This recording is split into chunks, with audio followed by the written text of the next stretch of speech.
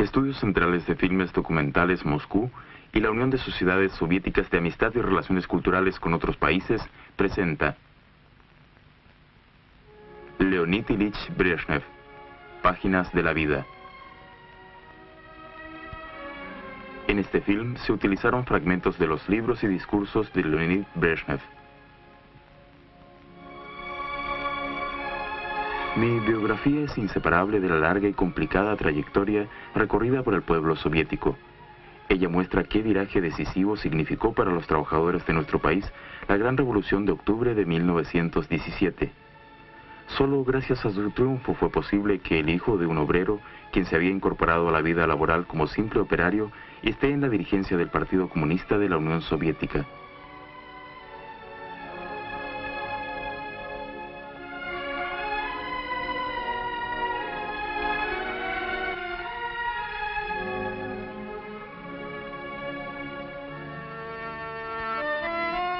Tuve la suerte de nacer, crecer y formarme en la familia obrera que vivió en el gran poblado de Kamenskoye, hoy Dniprodezhinsk.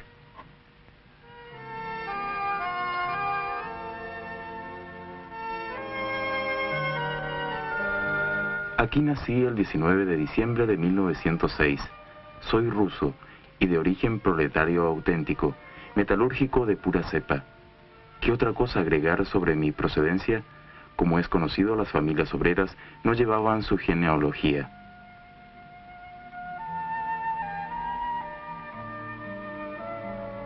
Sé que mi padre, Ilya Yakovlevich Brezhnev, comenzó a trabajar en la fábrica en 1900. Había llegado de la aldea de Brezhnevov, provincia de Kursk.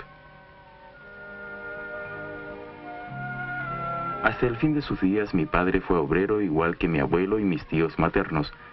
Por mi nacimiento pertenecía a esta clase y fue educado en este medio, al cual me unen lazos inquebrantables.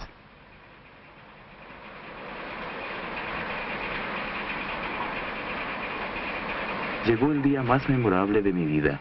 A los 15 años me convertí en obrero. Mi madre, lo mismo que solía hacer cuando mi padre llegaba del trabajo, vertía en mis manos un chorro de agua fría. Recuerdo que levanté la cabeza y vi lágrimas en sus ojos bondadosos. ¿Qué te pasa, mamá? Es de alegría, Leonid, es de alegría. Ya eres también sostén de la familia. Después de la guerra civil, la ruina económica fue sincronizada por una terrible sequía en la cuenca del Volga. En esa misma época, me refiero a los años 1921-1922, la sequía y el hambre asolaron también Ucrania. Llegó el sombrío día cuando se paró la fábrica metalúrgica del Dnieper.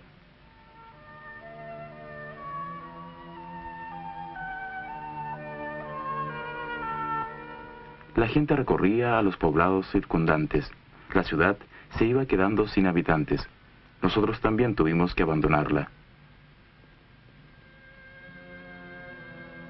En la patria chica de mi padre, en las tierras de Kursk, conocí la vida campesina y me inicié en la cultivación del trigo.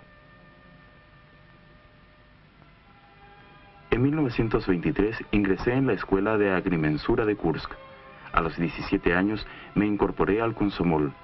Vivíamos en una residencia estudiantil. A veces pasábamos hambre y frío. Nos vestíamos cada uno como podía.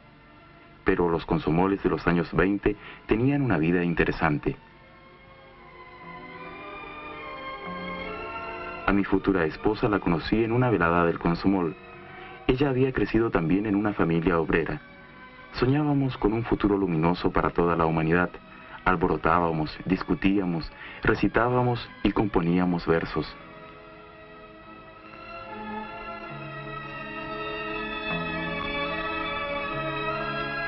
Recuerdo que un día Mayakovsky llegó a Kursk.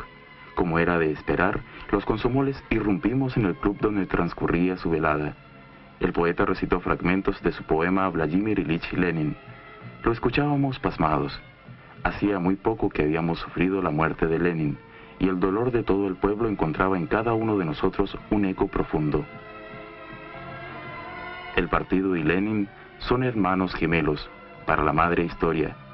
¿Quién es más entrañable de ellos? Cuando decimos el partido, es como si dijéramos Lenin.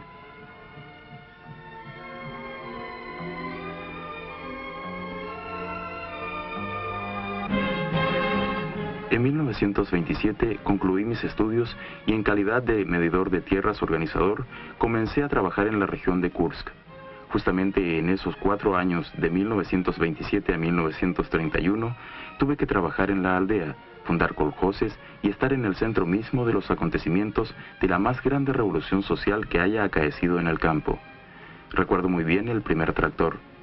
Era un Fordson pequeño y de poca potencia, pero suscitó tanto o mayor entusiasmo que el primer Sputnik. El país necesitaba metal. Las fábricas del sur producían las 2/3 partes del hierro, y yo decidí que mi lugar se encontraba allá. El año de 1931, en mi fábrica, me admitieron en el partido. Recuerdo como si fuera ahora que eso ocurrió el 24 de octubre. En los años 30 se planteaba con particular agudeza la tarea de educar, instruir y forjar ideológicamente a los cuadros. Por eso consideré que era muy irresponsable el trabajo que me propusieron en 1933. Cuando fui estudiante del tercer curso, me nombraron dirigente de la Facultad Obrera y luego director de la Escuela Técnico-Metalúrgica de Dnieprodzerzhinsk.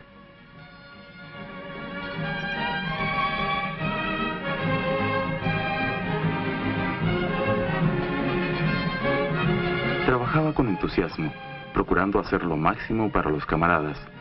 Reproduzco la copia del protocolo de la sesión que la Comisión Estatal de Calificaciones celebró el 28 de enero de 1935. Conferir al camarada Brezhnev el título de ingeniero en termogeneradores. El trabajo de diploma ha sido realizado en sobresaliente. En ese mismo año me llamaron a las filas del Ejército Rojo. Nuestro campamento militar estaba no lejos de la ciudad siberiana de Chitá. Nos equiparon y distribuyeron por compañías. Yo caí en la primera compañía del batallón blindado. Se inició mi servicio militar. Fui uno de los primeros en ser designado jefe de pelotón. Para mí ese nombramiento fue muy honroso y lo consideré como una prueba de confianza del mando. Poco tiempo después de haber regresado del ejército, me eligieron vicepresidente del Comité Ejecutivo del Soviet de Dnieprodzerzhinsk. En febrero de 1939, fui elegido secretario para propaganda del Comité Regional de Dniepropetrovsk del Partido Comunista de Ucrania. Fue una época interesantísima.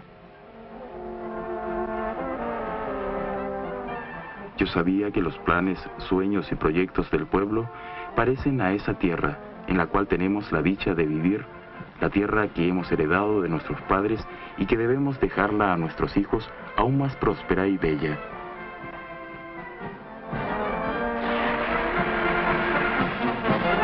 Lo demostramos con las grandes hazañas de los primeros quinquenios.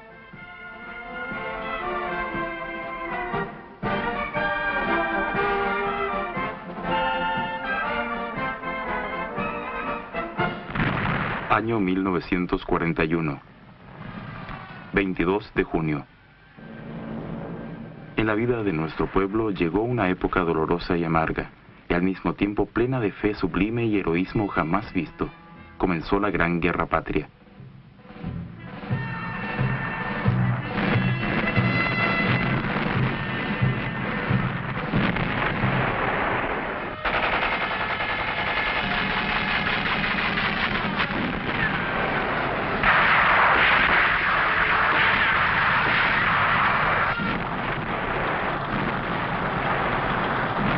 Y yo, junto con millones de soldados y oficiales soviéticos, recorrí el duro y difícil camino de la guerra, desde el principio hasta el fin.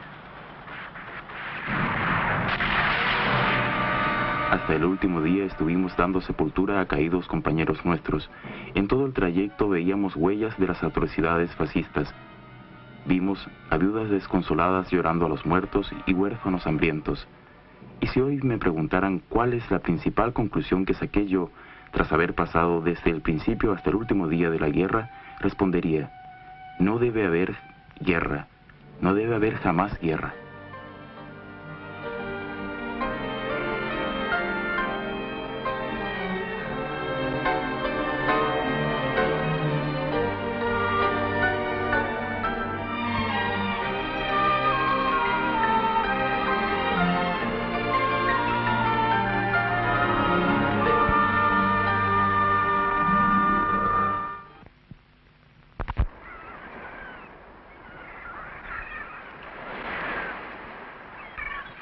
En la guerra no hice apuntes, pero los 1418 días y noches de fuego se me grabaron en la memoria. Hubo episodios, encuentros y batallas. Hubo momentos que, como sucede a todos los veteranos, jamás se olvidan. Hoy quiero hablar de un sector del frente relativamente pequeño, al que los soldados y marinos llamaban Pequeña Tierra.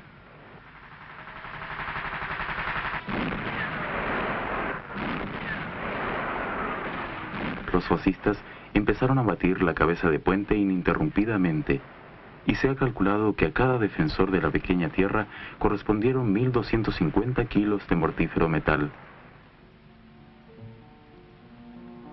Quiero marchar al combate siendo comunista. Estas palabras se hicieron legendarias nada menos que antes de cada batalla, y con mayor frecuencia cuanto más duros eran los combates. ¿Qué ventajas podía obtener del partido un hombre? ¿Qué derechos podía proporcionarle el partido en la víspera de una mortal contienda? Solamente un privilegio, solamente un derecho, solamente una obligación: ser el primero en alzarse al ataque, ser el primero en lanzarse al encuentro del fuego.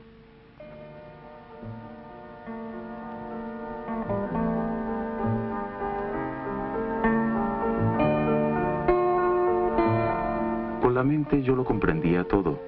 En la batalla son inevitables los sacrificios, pero el corazón se rebelaba, lo oprimía un dolor insufrible. Yo mismo escribía cartas a las viudas, mi puñado de tierra yace en las tumbas de los compañeros.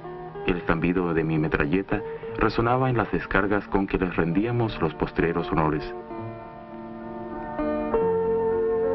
En los frentes de la Gran Guerra Patria cayeron valerosamente 3 millones de comunistas, y 5 millones de patriotas soviéticos engrosaron las filas del partido en aquel mismo período.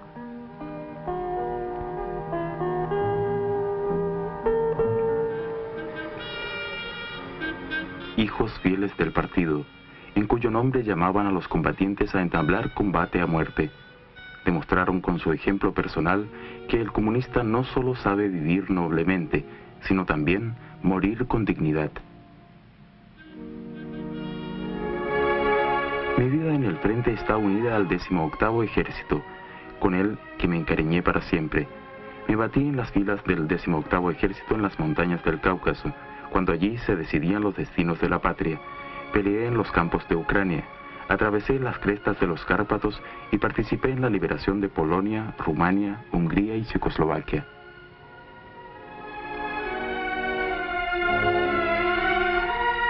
Tampoco olvidaré el magno acto del triunfo, el desfile de la victoria en la Plaza Roja.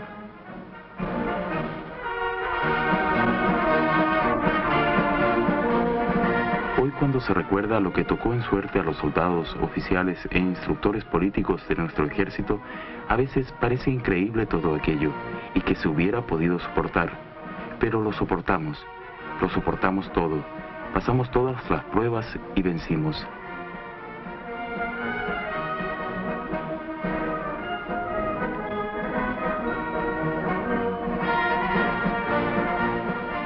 Después de la Gran Guerra Patria no fui desmovilizado de inmediato. Era el caluroso verano de 1946. La hierba había crecido entre la chatarra y los escombros. A lo lejos se oía el aullido de perros sin amo. Todo era ruinas alrededor, y en las ramas de los árboles carbonizados pendían negros nidos de cuervos.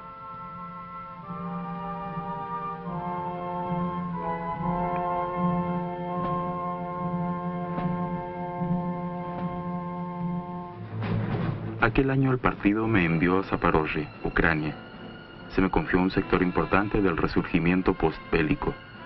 No existían manuales que enseñaran cómo levantar de las ruinas las construcciones incendiadas, destrozadas y voladas. Todo se hacía por primera vez, todo se hacía de nuevo. Se trataba de una tarea atrevida.